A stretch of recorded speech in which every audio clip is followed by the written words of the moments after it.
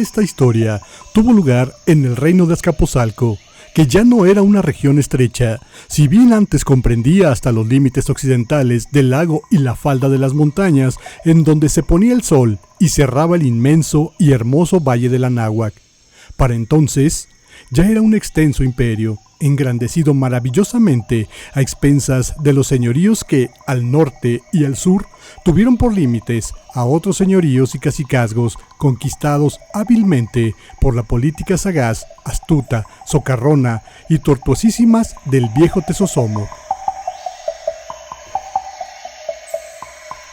El astuto monarca ganaba batallas desde su tranquila mansión de Azcapotzalco, sin hacer derramar la sangre de sus ejércitos tepanecas, que eran legiones florecientes y magníficas, siempre gallardas y precedidas todo el tiempo de sonoros retumbantes teponaxtles de victoria.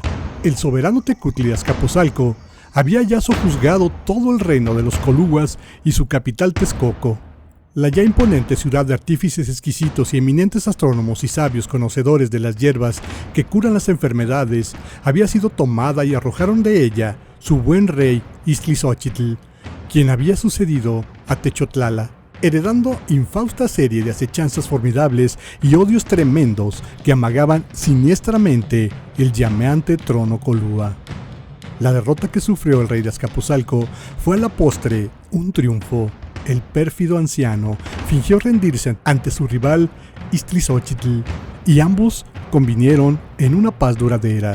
Iztlizóchitl licenciaba su ejército desguarnecido, Texcoco, pero un día el astuto Tezosomoc cayó sobre esta ciudad, haciendo huir al leal monarca de su hijo, el niño Nezahualcóyotl.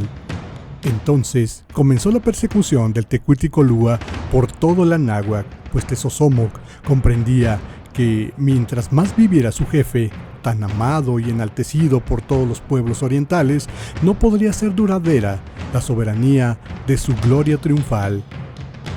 Hubo 100 sacerdotes más tarde en la Gran Texcoco, dedicados a cantar al pueblo las proezas de sus reyes desgraciados y a referir en sagrados cánticos el fin del Tecutli Iztlizóchitl. Huía el noble rey llevando en sus brazos a su hijo Nezahualcóyotl, quien ya no podía seguir a su padre en la desesperada carrera que los impedía para escapar de las hordas fácilmente vencedoras de Tezosomoc, cuando se enteró que a un caudillo Colúa fue enviado para decir al señor tepaneca que se entregaran a la misericordia de Tezosomoc.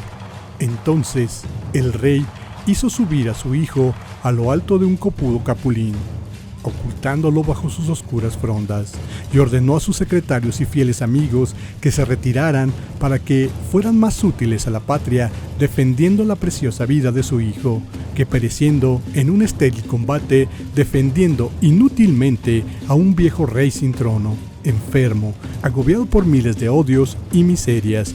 Llorando el buen Iztlizóchitl, quien antes lealmente fue vencedor de Tezosomoc, dijo a su amado Nezahualcóyotl, ya oculto entre las frondas del capulín: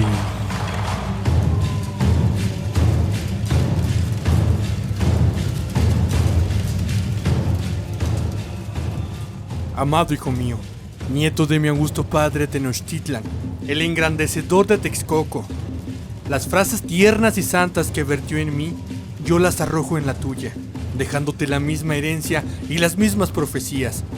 Hijo de mi alma, descendiente de guerreros Coluas, predestinado a gloriosas empresas, acepta la carga de penas que te dejamos mi padre y yo. Mira cómo sucumbimos en lides bravas los reyes campeones.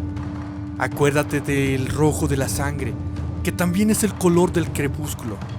Ama la luz, ama al Padre de todo el universo, del gran Tonatiuh. Hijo amado, tú serás poderoso. Acuérdate de los sabios y los santos sacerdotes y de las poderosas doncellas de nuestra patria. Combate y lucha cuando veas que Tonatiuh te da la señal propicia, allá hacia donde van las bandas espléndidas de águilas magníficas, regando sobre las ondas sus hermosísimas plumas, las plumas que recogen los guerreros mexicas para ormar sus cascos marciales. Ya se acercan los enemigos. Mira cómo voy a morir. No lo olvides nunca. Por ahora calla. Espera y calla. Pronto hablarás el lenguaje de las águilas en la guerra y el dulce canto del cenzontle a la luz de la luna, cuando tu macana chorreando sangre tapaneca haya hecho la paz. Calla, espera. El adolescente Nezahualcóyotl, desde lo alto del ramaje poderoso del Capulín, presenció un espantoso combate, la terrible, desesperada e inaudita lucha de su padre contra los guerreros Tepaneca Otonca, y también la traición, ignominiosa y bárbara, contra sus mismos antiguos aliados, los Tenocas, Tlatelolcas, y más aún, contra los Colhua, de la propia raza. Jamás habían visto los ancianos guerreros enemigos que una macana fuese tan terrible y mortal como la recia y larguísima macana de Iztlizóchitl, que a cada giro de molinete derribaba 2 adalides, dejándolos sin sentido. Mucha sangre corrió, pero pronto, en torno de los cadáveres de la tropa Tezosomoc, quedó tendido el cuerpo exánime del rey Iztlizóchitl. En las noches, sus ocultos amigos lo colocaron sobre una gran hoguera y recogieron sus cenizas piadosamente en una caja hecha de maderas preciosas. Saturado de sacros perfumes, la guardaron bajo altas rocas al pie de una montaña, y el príncipe Nezahualcóyotl, ya rey legítimo, se vistió con una piel de coyotl salvaje por entre los montes que circundaban el gran valle, denominado por el viejo moribundo Tezosomoc. Los guerreros y las vírgenes texcocanas lamentaron con cantos tristísimos y dolorosos durante años las persecuciones de las que fueron víctimas sus nobles antepasados. Chechotlala, el magnánimo, su hijo, Iztlizóchitl, el leal y recto, y de su nieto Nezahualcóyotl, el sufrido, valeroso y sabio.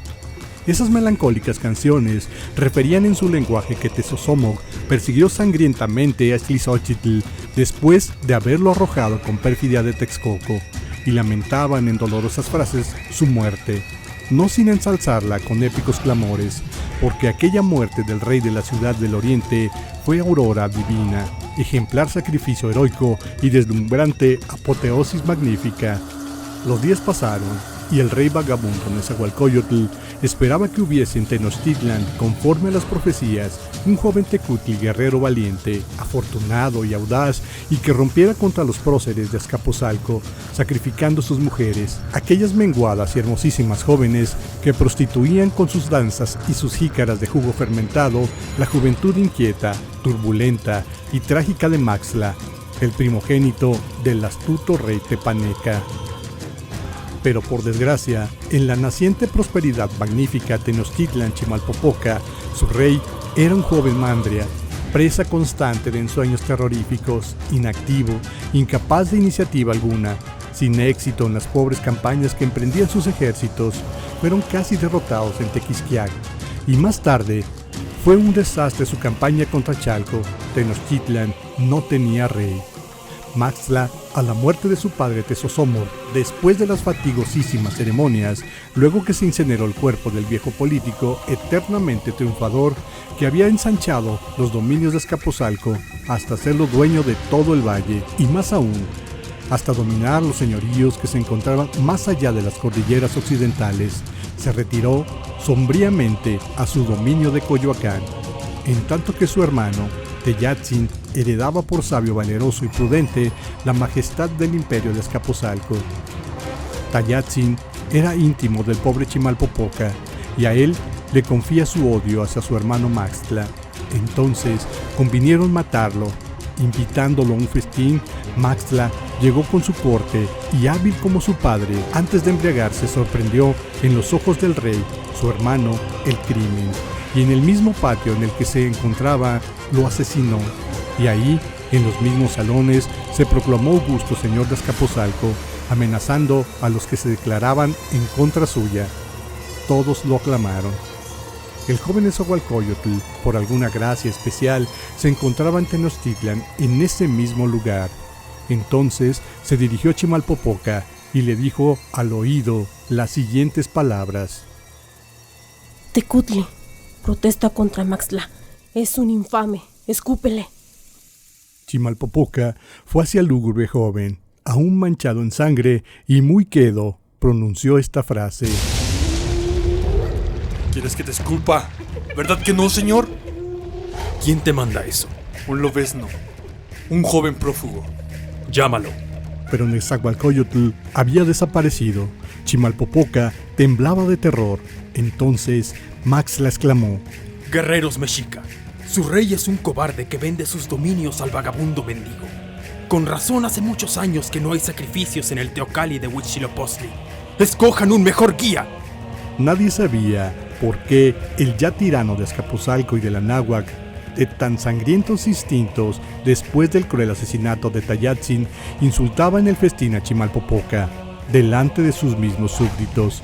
Quizá fue porque, siendo joven y astuto aún, comprendió que los tenochcas no aceptarían un rey cobarde, que lo matarían. Ahora que les había demostrado que era un rey impetuoso, pensó que hábilmente les impondría un gobernador que los dominase, embruteciéndolos en los placeres, acabando con la raza de los mejores caudillos y los más sabios ancianos.